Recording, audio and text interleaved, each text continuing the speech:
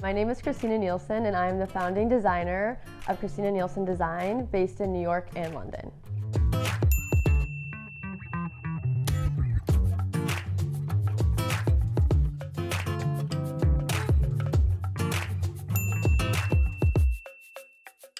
The kitchen, since it's a rental property, I was not allowed to make any changes outside of cosmetic ones.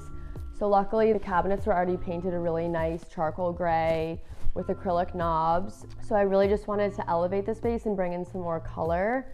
I also wanted to purchase bar stools that I knew were not too precious or delicate, and when I'm entertaining and people are spilling and drinking wine, eating, I never had to worry about stains.